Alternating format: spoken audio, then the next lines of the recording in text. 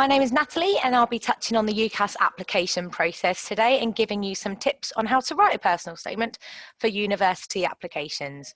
Now the webinar will last roughly 30 minutes, but if you do have any questions, we will, if you just email us at student.recruitment@uwl.ac.uk if you're a home or EU student, or you can email int.app@uwl.ac.uk if you are an international student. So we'll pop these in, then we've just popped these email addresses in the chat feature, which by the way is a button at the bottom of your screen, and the respective teams will be in touch with you as soon as possible with any answers to any questions you may have.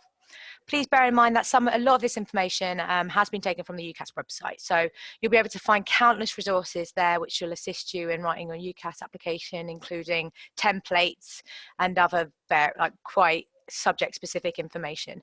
So we'll stick that link in the chat feature too. So as a quick introduction to the University of West London, who are we? Well, we are a modern university situated in, you got it, West London. More specifically, we have campuses in Ealing and Brentford, and we also have a campus in the heart of Reading where some of our nurses and midwives are located. We have the best graduate employment rates in London, with 97% of students in full-time work or further study or within 6 months of graduation. Everything we do is designed to equip you with both the academic knowledge and practical skills to help you succeed in your chosen career, and that is why we're the Careers University. The university itself is structured into 8 specialist schools, each of which has its own unique character and reputation in the industries. In terms of our student body, we have around 11,000 students, roughly 15% of which are international students from all over the world. Now that may sound like quite a lot of students, but our typical lecture size is only around 28 students, and that does vary. We do sometimes have quite large lectures, and seminars are typically made up of around 18 students. Workshops are around 14 students. So this enables us to really focus on our students as individuals. The university has recently undergone a £100 million campus investment to ensure our students have access to state-of-the-art learning and social facilities.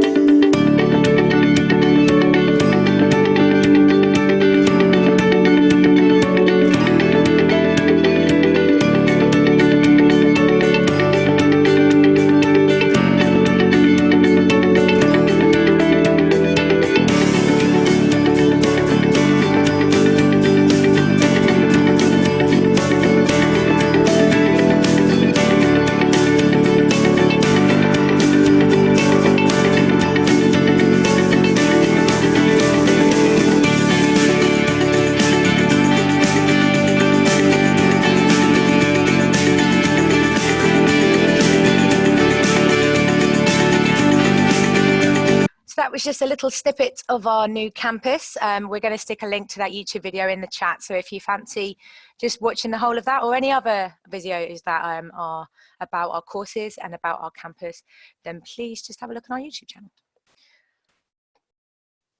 So what exactly is a personal statement?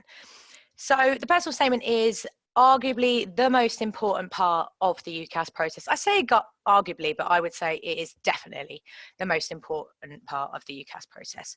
So ultimately it is your opportunity to explain why you've chosen your discipline and why you are passionate about it, and also to demonstrate your knowledge for the subject. A lot of universities treat them in very, very different ways. So some universities will put a lot of weight into the personal statement. Some will mainly rely on your academic achievements and or your work experience, but some may look at them both equally. So your best bet is to assume that your personal statement is going to be the make or break moment of your UCAS application form. So what I think is why exactly is it quite difficult is that I think it means you have to look quite critically at yourself and also your motivations and your aspirations. And actually it's quite deliberate. It's a deliberate part of the university application process, because you may start your personal statement thinking you're interested in one subject, and over the course of writing it, you realize that actually you're interested in something slightly similar to the initial subject, but actually it's a different course altogether. And so actually it's very helpful in that respect, because it means that your ideas may change and you end up studying something that is ultimately more interesting to you and something you really do care about. So as a basic guideline, the cost of UCAS is £13 for one choice or £24 for two or more choices.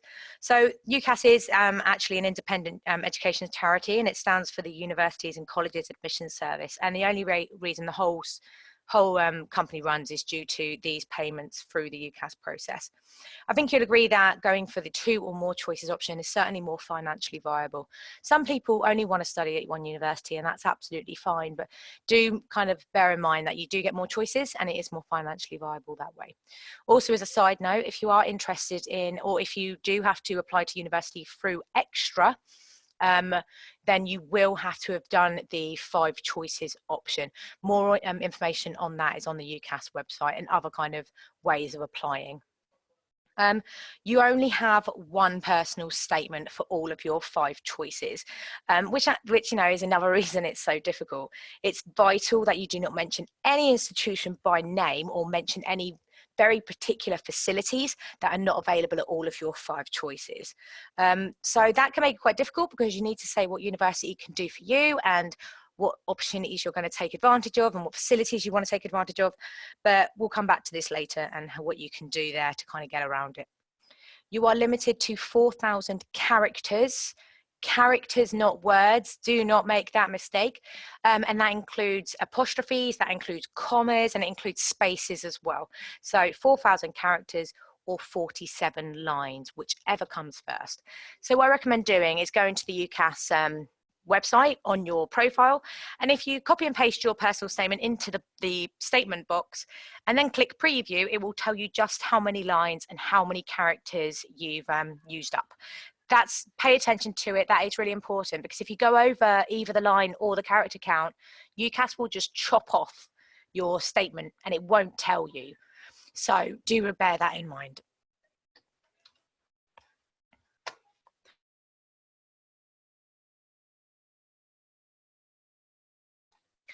So also bear in mind that there is plagiarism. The deadline for UCAS is the 15th of January. This date doesn't actually change. It's the 15th of January every single year.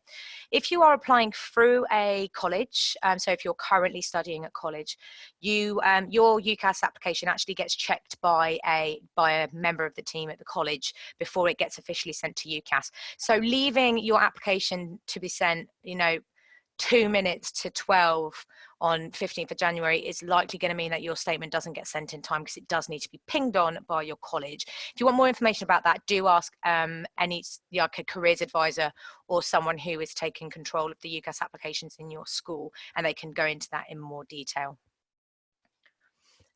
So there's also plagiarism detection software on UCAS. This means that any kind of phrase that is very similar or directly copied from anything on the internet or another UCAS personal statement in the system will be flagged to your college and to the university. It really is not worth kind of copying anything from the internet, because it can genuinely massively affect your probability of being offered a chance or even offered a place at university. Some universities will outrightly reject you if you've gotten a certain percentage of plagiarism. Others may give you a second chance to submit another statement, but ultimately your application will be absolutely scrutinized the second time round. Universities take plagiarism very, very seriously. This isn't just in applying to them, but also when you're studying there. So just make sure that you aren't taking inspiration from other places, because it can be a big problem.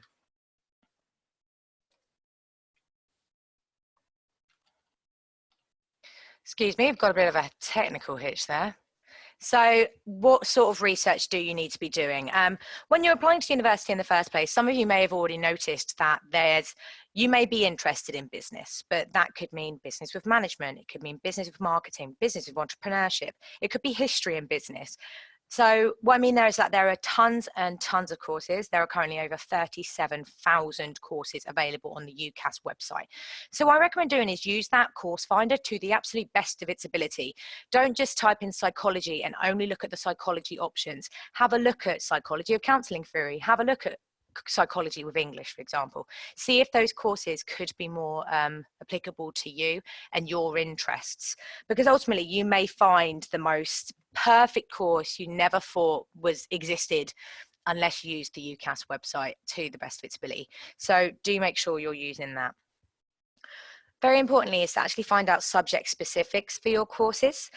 So if you're doing a BTEC course, for example, the university you're applying to, does it actually accept BTECs as a qualification for entry? Because not every single university does. Are you realistically going to achieve the minimum entry requirements at different institutions? Are you going to have to study further to actually achieve your goals? And then what is your progression route to get to where you want to be? So they are very important things you need to be paying attention to. And I think the accreditation is something that a lot of people don't acknowledge, but can make a big difference to you once you graduate. So, for example, at University of West London, the LLB law course is actually accredited by the National Association of Licensed Paralegals, where our criminology with law degree is not. So that can affect your career prospects at the end of it. Our forensic science degree is accredited by the Forensic Science Society. So do make sure you're paying attention to that, because you may have access to jobs you may not have access to otherwise if you didn't have the accreditation. What I really recommend doing is visiting campuses. So you may see on paper that a university is absolutely perfect for you. It sounds fantastic. The course sounds fantastic. The modules, they're perfect. But until you actually go and see the town, see the city, speak to the lecturers, see the facilities, see the accessibility of that university, you're not going to actually get a good experience or, really know what that university is about. So definitely, I mean, a lot of them open days are now over for the autumn term, but if you have made your choices come spring and you want to, you obviously need to get them down to your firm and insurance choices, go and see the campuses in spring. So that can actually really help you limit down your choices from 5 to 2. And so there may be another university that you thought was going to absolutely be your #1 choice, but you go and see it and you're like, actually, I'll put that down as my insurance. I like it, but actually this other university is somewhere I really, really enjoy. And lastly, do find out the additional funding that may be available to you. So with the rising cost of fees, accommodation, and just general living expenses, scholarships and bursaries can be incredibly helpful. So lots of different unis offer lots of different types of bursaries. Some are means tested, some are academic, some are automatic. So if you're enrolling onto a certain type of course, you may be entitled to a bursary or a scholarship. But you just make sure you look into that so that you know whether if you're going to if you go to a certain university, whether you will be eligible for funding, because it's free money. If you are entitled to it, take it. But do not base your decisions on additional funding. It certainly is something to consider, but should be kind of down on the bottom of your priority list.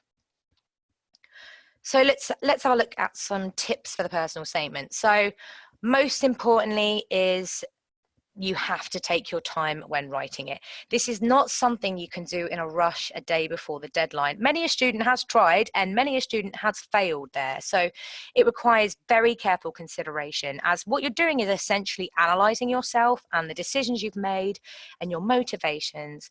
And so it's really important that you give yourself a good amount of time to do it and make drafts, and also give yourself some time away from it. So maybe try and get it done this side of Christmas, and then you kind of have a break away from it for 2 weeks and have a look at it again before you send it off in January. I mean, it'll mean you'll kind of gain a critical eye in your time away from it.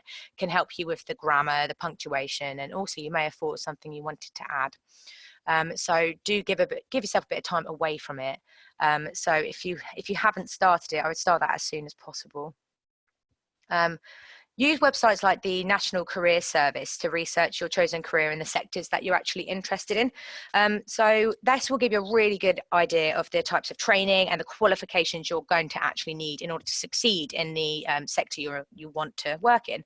So for example, to be an architect, you actually need a 5-year degree in architecture, and that degree has to be recognised by the Architects Registration Board. And then on top of that, you need 2 years of professional experience. So it's not a decision to take lightly. I mean, if you want to be an architect and you're super, super passionate about that, you have to make sure that you're dedicated to actually giving 7 years to getting where you want to be. If you're not sure you can commit that time, then you need to be looking at other careers and other jobs within the sector that aren't necessarily architecture, for example. So the statement itself does need to open with a clever and high impact sentence. Think of it like an essay in this respect. It's much easier to write an introduction, or at least I find, to write an introduction to an essay after you've actually written the essay.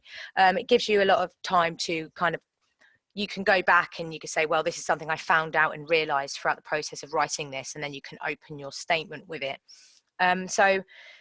But I think what it also needs to do is that, kind of linked in with the fact that it needs to show your personality, is that you are going to be one of roughly 700,000 students applying to university through UCAS this year. So you need to really stand out, and that opening statement does need to be very high impact. But what you need to remember is that you cannot be using other people's quotes to start your statement. We don't want to hear from Einstein. We don't want to hear from Steve Jobs. They are not you, and therefore your personal statement is not personal. Sure, they said and did some fantastic things, but ultimately you are not Einstein, you are not Steve Jobs, you are you, and you have your own, you have your own personality and your own intelligence in your own right. So please don't use a quote, definitely within the statement, and definitely not to start it. So dedicate over half of the statement to the subject area and why you're actually passionate about it. So I say over half, and what I mean by that is essentially 3/4, to be honest. About 75% of that statement really does need to be about the subject area. So what we also need to see there is also a bit of the sector once you graduate. So we need to know that you understand the sector you're interested in. We need to know what you want to do at the moment once you graduate. But we also know that what you want to study now is not necessarily what you want to work in when you graduate. Like, you may want to be a mechanical engineer right now, but you know that over 3 years at university that may change, and you become much more interested in, I don't know, trains or aeroplanes or something. So just kind of keep your mind very open, but do try and get across to us what it is you're interested in at this time. Your passion really does need to shine through, and so articulating your knowledge and referencing projects or modules that you've studied, which have actually confirmed your desire to study a particular subject, is really important. Anyone who is applying to a particularly competitive university, and also art students, need to be discussing their influences and inspirations in a lot of detail. Creative courses such as fashion, music, art, graphics. We need to be knowing about artists that you're interested in. We need to be knowing about galleries you've been to. So, I mean, other courses, I mean, even if they're quite academic, like law or business, we need to be knowing about maybe case studies that you've read, or particularly successful businesses that you're interested in. So it shows us that you're intellectually engaging with your subject outside of your studies. That's why we want it. So do talk about that as much as possible. And then, as we mentioned a little bit earlier, do talk about your career aspirations. We want to know what you want to be doing after uni. So on the UCAS, and this little section here is actually taken off the UCAS website, where there are a lot more detailed quotes from universities. So you can pop on there and have a look. So let's have a look at what we've got here. So it is absolutely imperative that you are positive about yourself and the choices that you make. Even if you've done poorly in some modules of your current qualifications, or if you're applying for a course completely different to your course, it's very important that you're not negative about the decisions that you've actually made. Think of it like a job application. You would never once in a million years write in a job application that actually I'm a bit rubbish at teamwork, so I try and avoid it as much as possible. We don't want to see that sort of thing. So, like, for instance, I didn't do very well on this module, but I did really well in this one. We don't want that. We just want you to tell us what you're great at, what you really enjoy, because everyone has weaknesses and you do not need to be talking about them, especially in only 4,000 characters.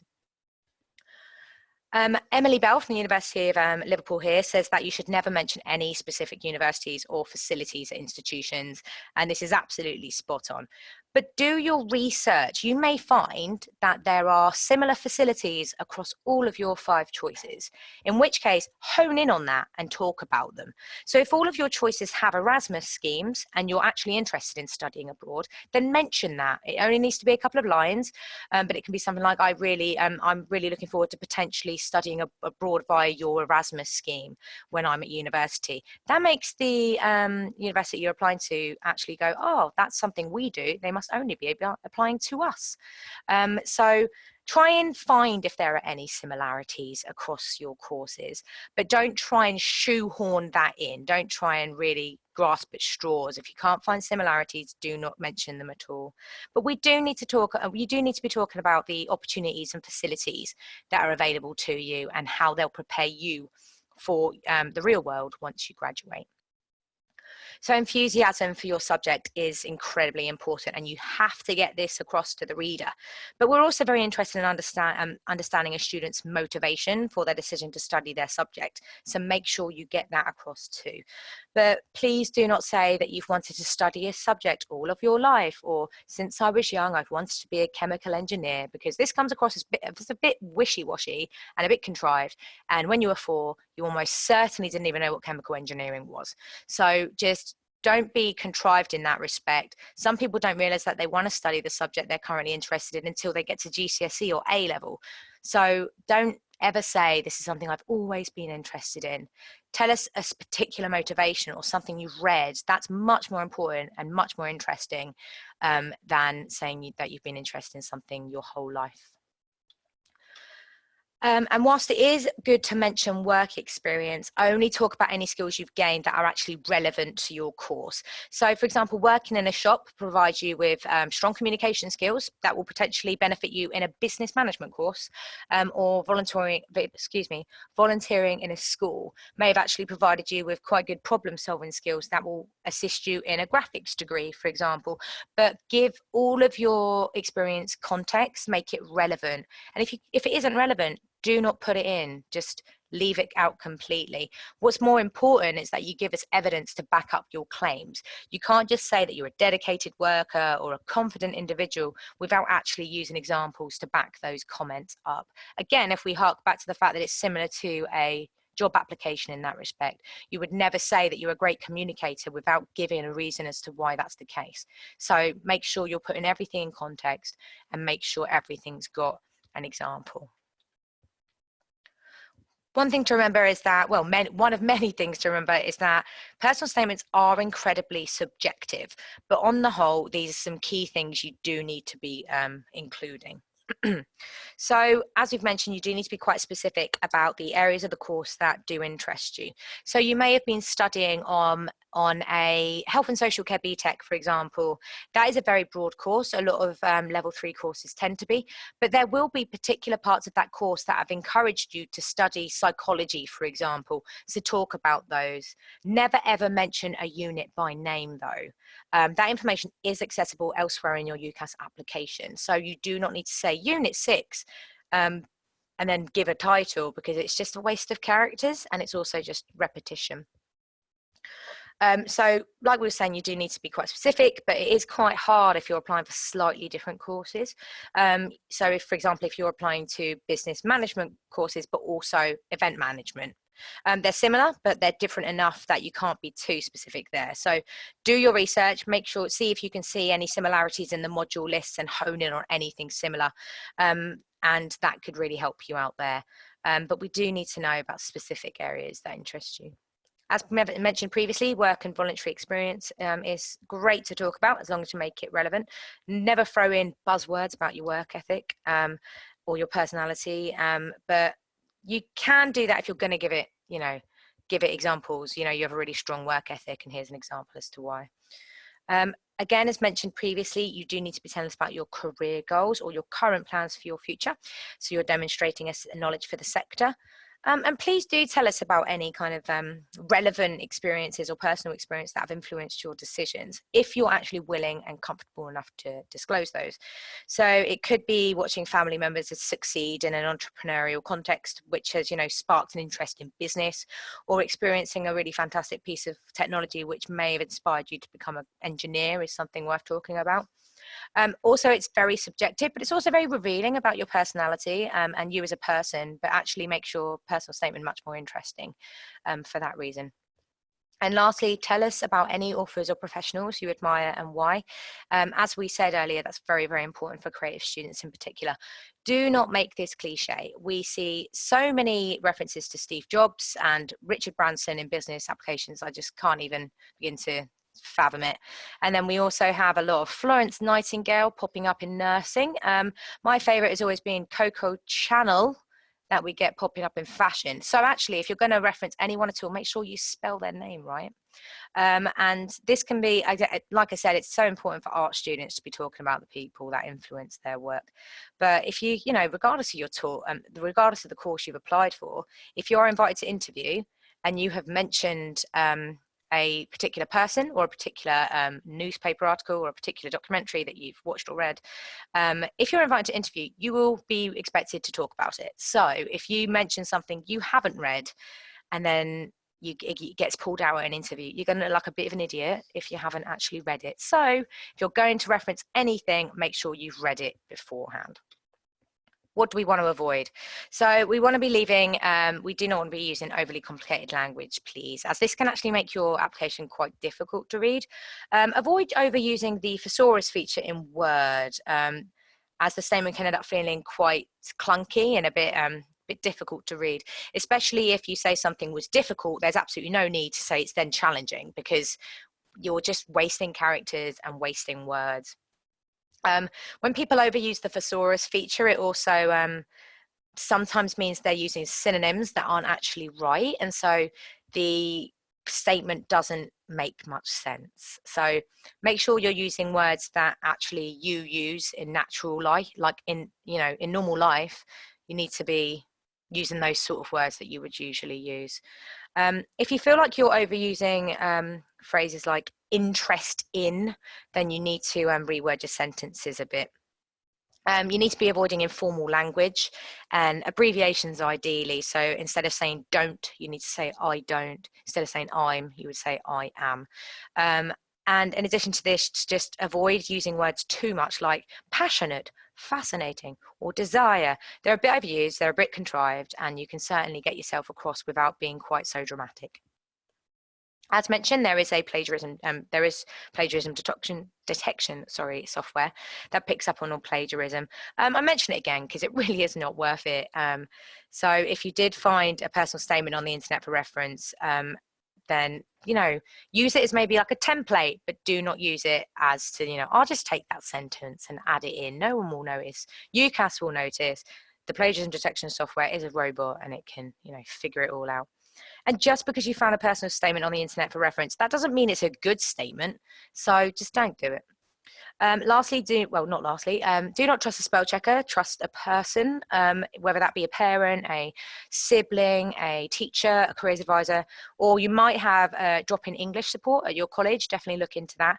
They can help you just make sure that your grammar is correct and your spelling is right. And they're also kind of looking at the content to make sure it flows well. Do not exaggerate any of your achievements and your knowledge. Again, like we said earlier about talking about books or documentaries or stuff that you've read. If you get invited to interview and you've elaborated on something, it could, jeopardize you being offered your place. Aside from this, it's quite dishonest and you are doing yourself a disfavor by doing it. So just don't exaggerate on anything. If you don't feel like you've got enough work experience, for example, to that is relevant to your course, you just need to be talking about your knowledge in a lot more detail. Avoid using quotations unless they are relevant.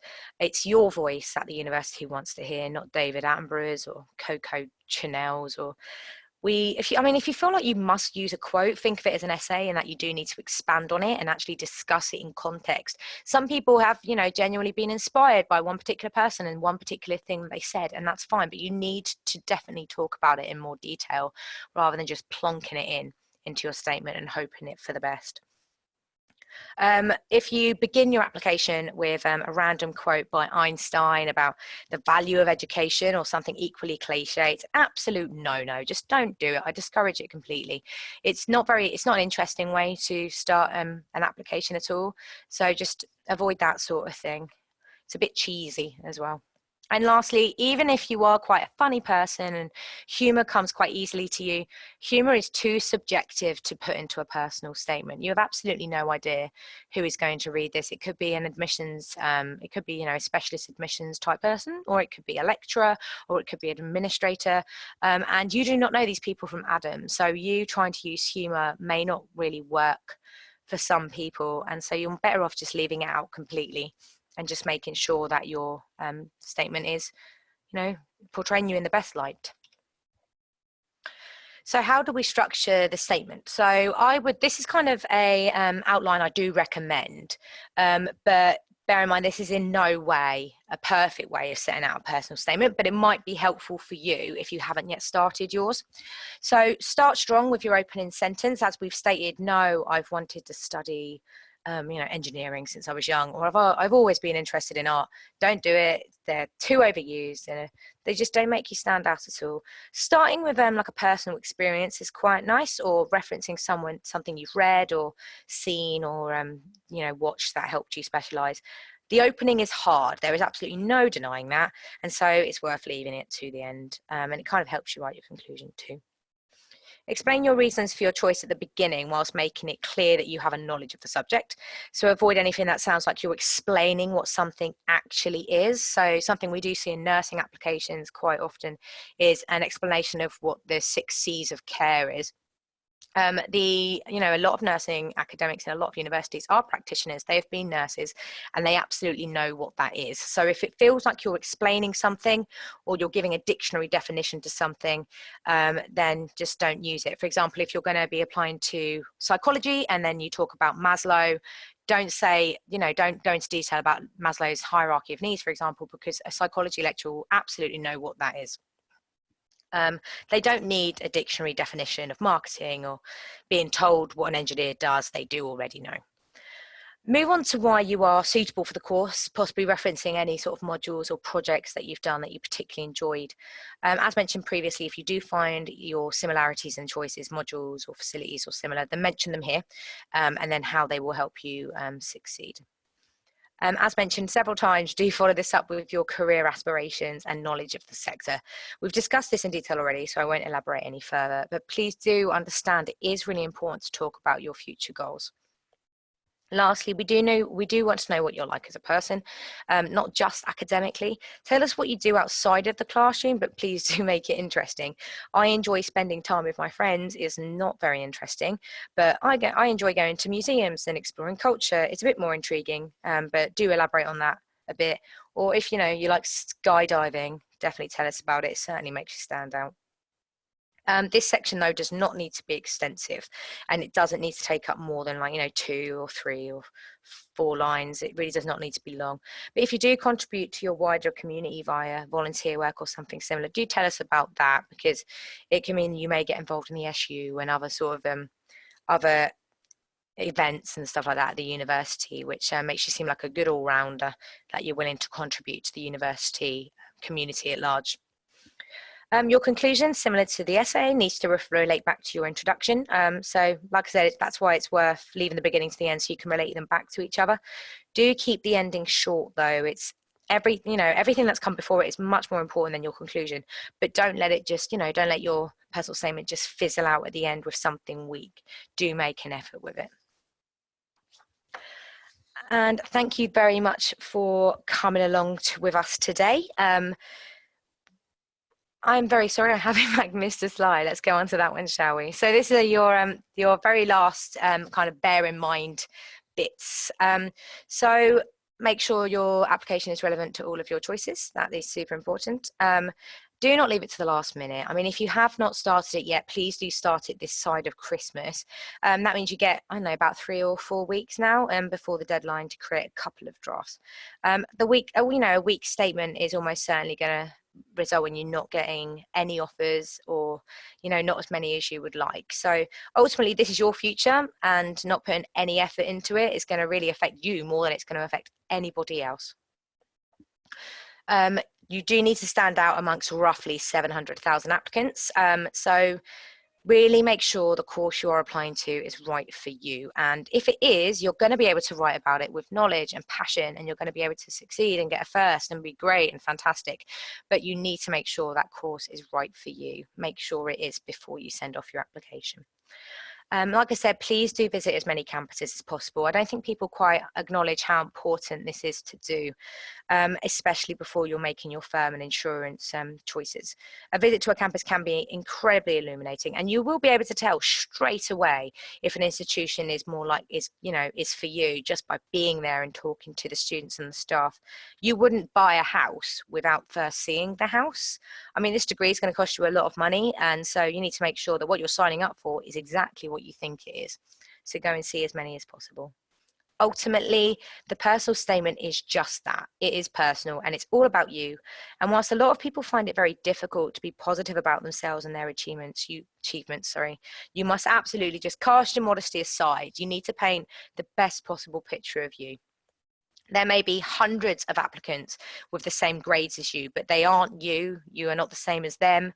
And so you have to focus on your experiences and your passions and your thoughts that make you distinct. And, ultimately, if you just focus on your strengths and your enthusiasm, you'll be absolutely fine.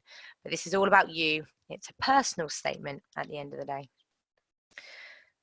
And that is the end of that. Thank you very much for watching this webinar today.